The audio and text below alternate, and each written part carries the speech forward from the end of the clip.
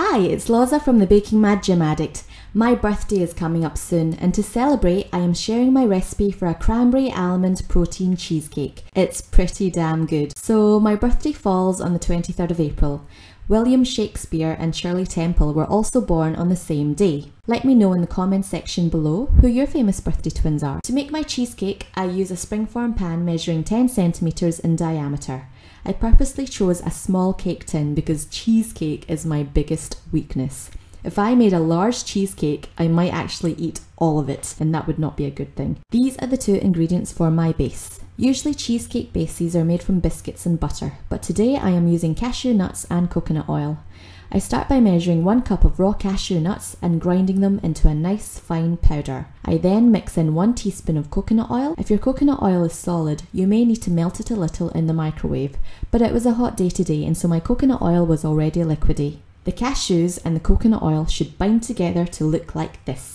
You may need to add extra coconut oil to get this consistency. You'll notice that I've lined my tin with a tiny square of baking paper. You might want to try this so that your cheesecake can be removed easily from the tin once it's ready to eat. And who doesn't want easy access cheesecake, right? Press your nuts into the base of the tin. Let me rephrase that.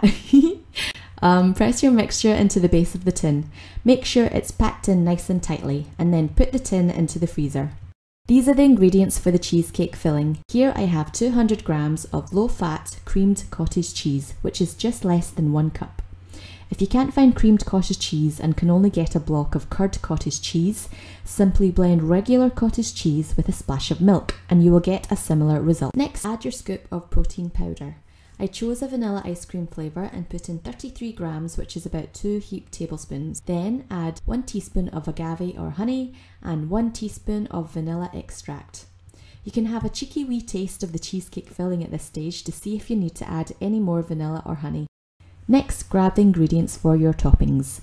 I've chosen a super ripe banana so that my cheesecake will taste extra sweet.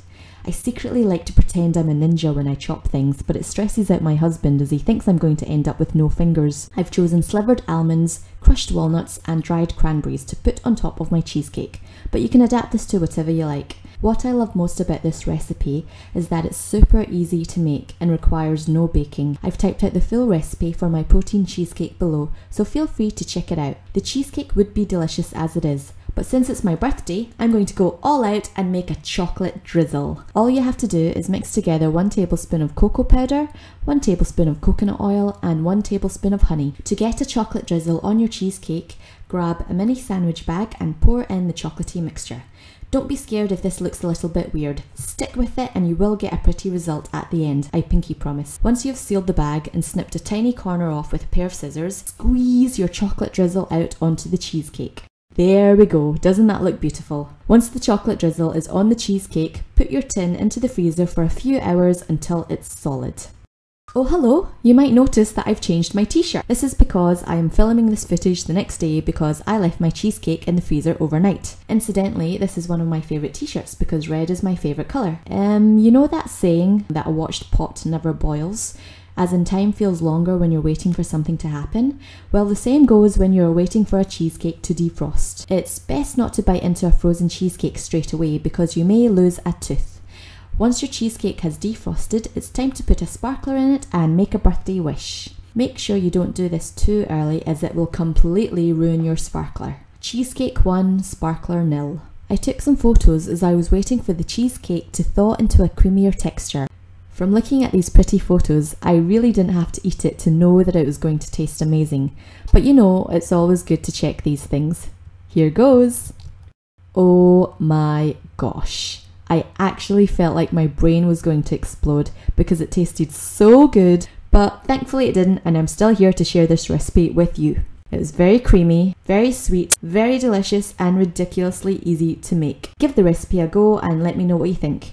Feel free to share this recipe with any muscle-building cheesecake eating maniacs you may know. If your birthday is coming up soon, I hope you have a fantastic day. And if your birthday is not coming up soon, then it doesn't hurt to live each day like it's your birthday anyway. Feel free to connect with me on Facebook and Instagram and I will catch up with you in my next video. Bye!